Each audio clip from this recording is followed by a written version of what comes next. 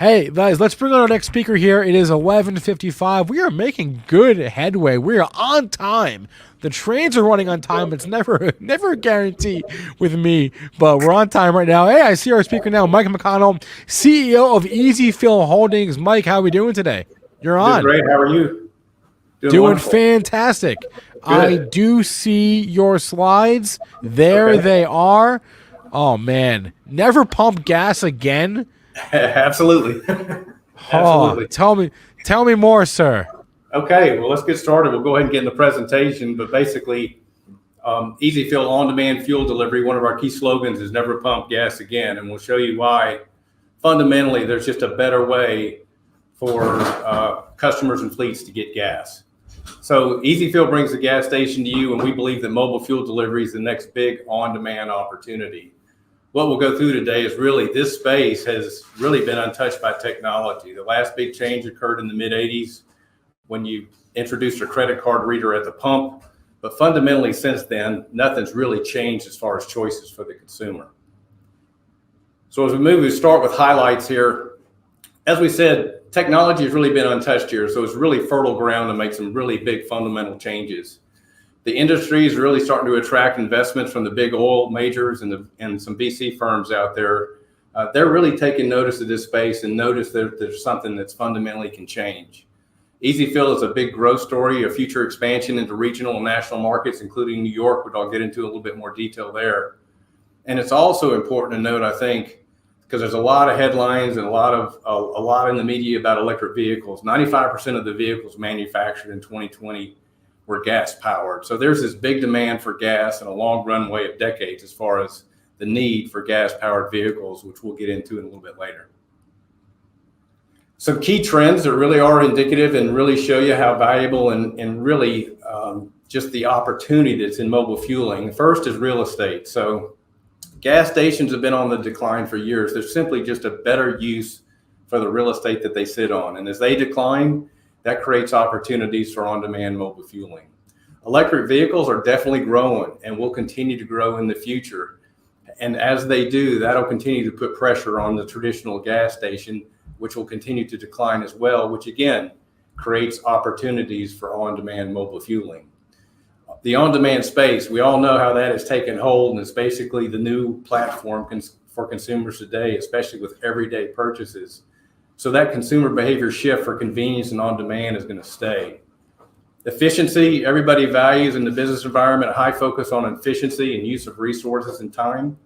On-demand definitely feeds into the convenience of that. Crime doesn't exist with mobile fueling. You have gas station crime, credit card skimmings, a risk to consumers, simply does not exist with mobile fueling. And then mobile fueling is this new thing, and this touch-free, contact-free product or service with what we're going through now with the pandemic and everything else is very important for consumers, and on-demand mobile fueling is touch-free. In fact, you can see on the next slide, there's been several studies out there that show that a gas station pump handle is one of the unhealthiest things you can handle. And in fact, it's 11,000 times dirtier than a public toilet seat. This gets completely eliminated by using EzFill and on-demand mobile fueling. Talking about the management team, starting with myself, as CEO, I have 32 years experience in automotive sales finance at Nissan North America, managing a $60 billion balance sheet company. Cheryl Hanrahan is our COO. Cheryl's got a lot of experience in the global supply chain, so logistics and supply chain. Rick Derry has a 34-year career, all of it in the oil and gas industry, starting at Gulf Oil, where he was the vice president of sales and marketing. And then Arthur Levine, our CFO. This is the third company that he's been in to take it public. He's got both public and private sectors, starting out with a Big Four accounting, and is responsible for really managing our compliance and gap with a public company. Our board of directors, the chairman is Al Weiss.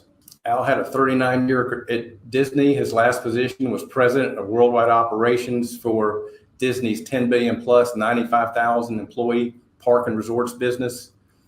We also have Lou Reyes, who's going to be on the board. He has deep experience in both the public and private practice. Also served in the public sector as a senior government positions, including White House official and aide to the President of the United States. Jack Levine is on our board as far as our compliance and audit committee. He owns his certified public accounting firm. And then Mark Lev is the president of Fenway Sports Management, which will be key in our branding and marketing efforts as we go forward. It's important to note with our management team and our board of directors that we built this team in this organization with the goal and in mind of running $1 billion plus company. So now let's start talking about the real opportunity to really innovate. The retail gas industry is a $500 billion industry. And as I talked about before, it's really been untouched by technology, so it's ripe for change. This next slide over here really shows you the opportunity and frames it well with on-demand products and services just being the new standard. You can see in the transportation segment and look at the market cap and the market size. Fundamentally, before Uber and Lyft and the on-demand platform hit, there was one way to really get it transportation through a cab. Same with meals. Before the advent of DoorDash and Grubhub, as far as takeout is concerned, there was really only one way to do it. It fundamentally changed forever with the on-demand with DoorDash and Grubhub. Groceries with Instacart Ship, same type example. Grocery shopping before has been the same way, the same experience until you got the on-demand platform and being able to change it for a convenience factor for the consumer. And then you have fueling. All these things they have in common are these are things that people in the transportation, meal, grocery, and fueling segment is something they do every day, every week. So you can see how this matches very well in the fueling industry to take this on-demand platform and convenience and this fundamental change. Before on-demand or being able to get gas a different way, there was really only one way to go to the gas station.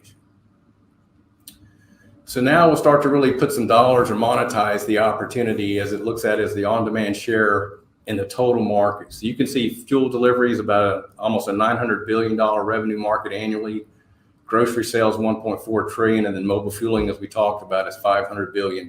So it's a little orange band. It's just the year-over-year growth with the on-demand share. So you can see in food delivery, it's over 17 billion year-over-year growth. Grocery sales is over 35 billion, 41% year-over-year growth. And then we have mobile fueling just estimated at 100% because it's so new. And with this new opportunity or a choice for a consumer, it's going to mirror and match, has the potential to mirror and match the same type of explosive growth that you see in food delivery and grocery sales. Now we'll start talking about this long runway or demand for gas and what's really out there as far as what consumers are using today. You can see 143 billion gallons a year of U.S. motor fuel consumption in the United States today. Over 95% of the cars sold in 2020 were gas powered. So even though there's a lot of the headlines about electric vehicles and the growth and how that's going to occur, the vast majority of cars on the road today are gas powered. You got 121 million commercial vehicles on the road, 276 million consumer vehicles on the road with about an average life of 12 years. So the runway for gas powered vehicles is long and extensive. Now we'll start talking about this new vision, refueling, reimagined. And it really is as simple as this slide. Pull out your phone, order via your app. Every consumer knows how to do that. They choose how they want it delivered, either at home or at work. And then we show up and execute in the time frame that they ordered. It really is as simple as that, and the customer never has to pump gas again. Traction to date to show our performance. We've been in operation since about the second quarter of 2019. We've done over 10 million in sales to date. We have a very strong customer rating of 4.8, 80% plus customer retention in our subscription service, and we've done over 3.6 million gallons to date. So now let's start talking about really the business model. And it really is a pretty simple 4-step business model powered by technology. So step number 1 is just on-demand and recurring orders, consumer orders via their app. Direct sourcing leads, for us, we buy direct from the fuel depot. We don't really carry inventory overnight. We use the logistics and route optimization for our orders for fast delivery within specified time windows. And we're constantly learning from that and really re-inputting that information to optimize our route delivery. And then payment processing and user analytics. We have a lot of billing, can see customer behavior, which helps us with push notifications out to our current customers. So now technology, fuel on demand, and the screens that you see are literally the ones that a customer will choose. It's as simple as 3 or 4 touches, and they're ready to go as far as their fuel delivery. So starting with the consumer app, Customer gets it, downloads the app in less than a minute. They create their profile, place their initial order, and our goal and the goal for the customer is recurring orders. You can actually set this up once, for example, every Thursday at 5 o'clock, and you literally never have to do it again. Of course, they're available on the App Store and Google Play. Next really is for the fleet side, is integrated platform for proprietary software. You can see the fleet customer portal, operational dashboard. We have an easy tech driver app, route optimization, and then fuel inventory tracking. So this integrated technology is a big piece of what we do. Now to start getting into our customers, there's really 3 different classifications of customers. We have consumer, where the consumer downloads, order it. The price is based on an average over a gallon and also a delivery fee of $4.99 or $9.99 unlimited monthly. Commercial or fleet accounts, they sign up with our customer success team on a delivery schedule that meets their needs. Most of these return to base at night. And then specialty, especially for us, is marine, construction, agriculture, and other type of fuel customers. So consumers, they order via the app. They can do it at home, either single family homes, condominiums, or subdivisions. You can order at work. We do business with corporate campuses, and we have several of those reopening now and relaunching. Office buildings and job sites, as you can see our customers down below, as far as we go to their business and actually fuel services while their employees are at work. We can fuel the cars in the parking lots. Commercial, we fuel fleets at night, so they're on the road the next day. It's really a no-brainer from a business point of view, especially if they're on fuel cards. You can see the benefits are increased route capacity, reduces driver downtime, lower emissions, eliminates fuel cards. Our client profile, we do business with multinational online retailer, essential services, delivery companies, rental car, and governmental agencies as well. And then last is specialty, which specialty for us is really a customized service, marine, boat, construction. And you can see on the bottom, the different fuel types that we offer is Rec 90, off-road diesel, regular gas, and on-road diesel. And you can see the quote from one of our big customers is Marine Max.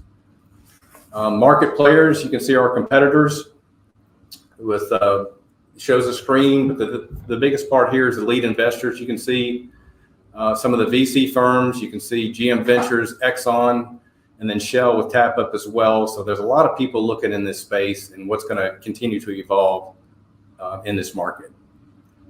So growth really quickly. You can see through our advent of our company, we've had about 10 quarters almost with a small dip during the heat of the pandemic from our revenue growth for 10 quarters in a row. Growth initiatives, our first big initiative is expanding our footprint from Miami, so growing in the Florida market, which is a $20 billion market north. You can see on the map some of the other markets that we're going to go to, and it's important to notice that we have relationships with over 20 commercial accounts that will leverage that from an anchor strategy to continue to expand as we go into new markets. New York City is a unique opportunity for us, which I'll get into here in a little bit later. So we've entered into a strategic licensing agreement with a company called Fuel Butler, and this license agreement is unique IP and technology, patent pending technology on the build of a tank for use in fueling in New York City, where it's currently not allowed by law today. So the Fuel Butler principals have been marketing petroleum products in the New York market for decades and have the right relationships with the AHJs, the approval authorities, and the fire marshals.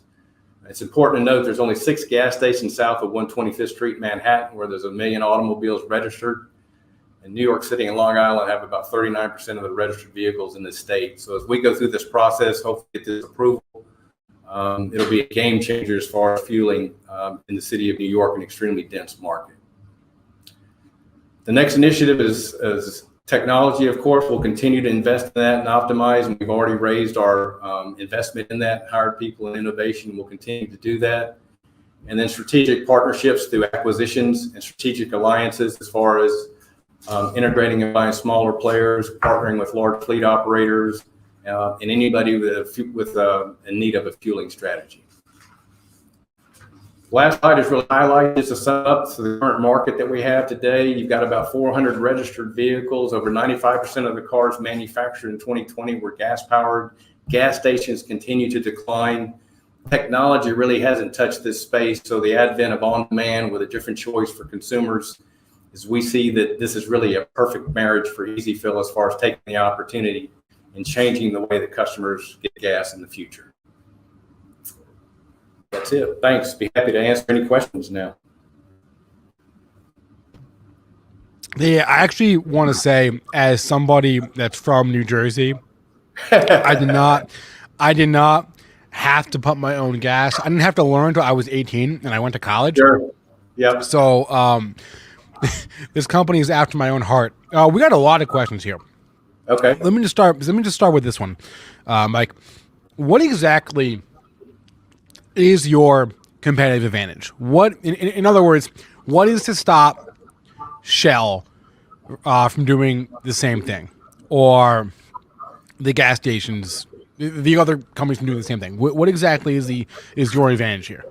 Yeah, I think it's the convenience factor as far as the on-demand platform. So the on-demand platform basically turns it over to the consumer to really dictate what they want, when they want it, and how they want it as far as delivery and those kind of things. So our edge is utilizing technology, some of our proprietary technology to continue to build and refine that process for the consumer.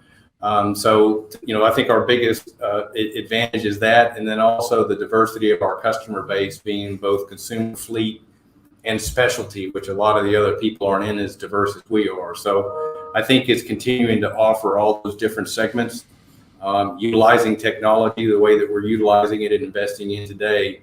We'll continue to refine that. Now, as far as other players being in the market, that's fine.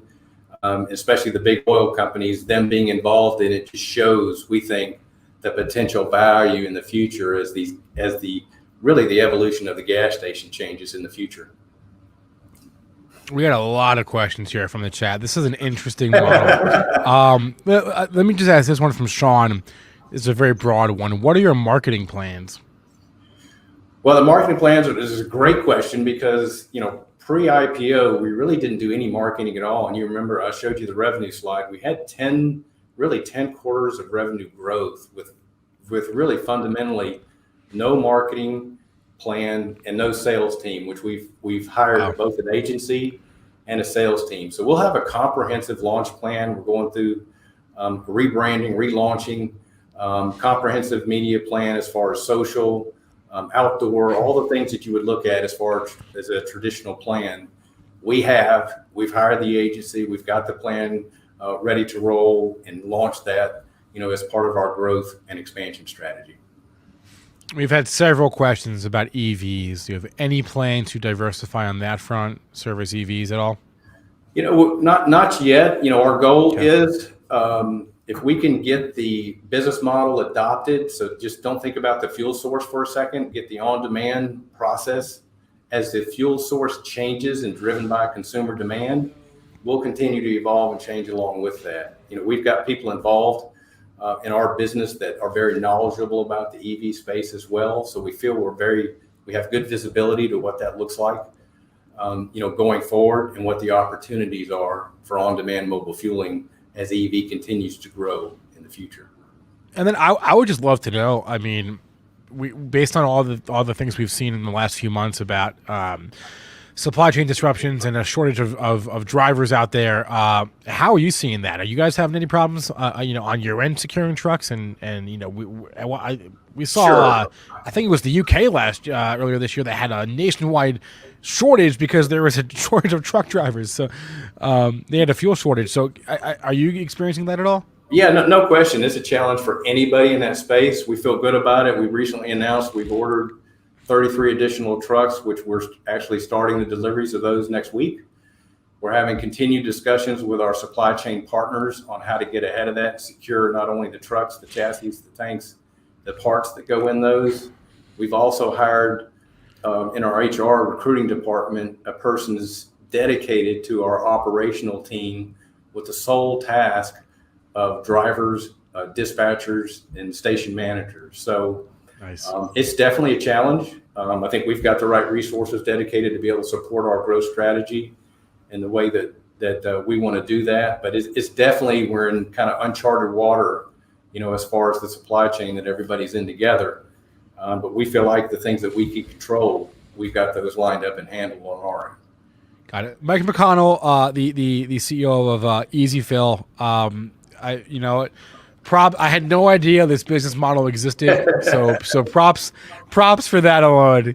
Mike, thanks for joining the Benzinga Small Cap Conference today. Great. Thanks for having me.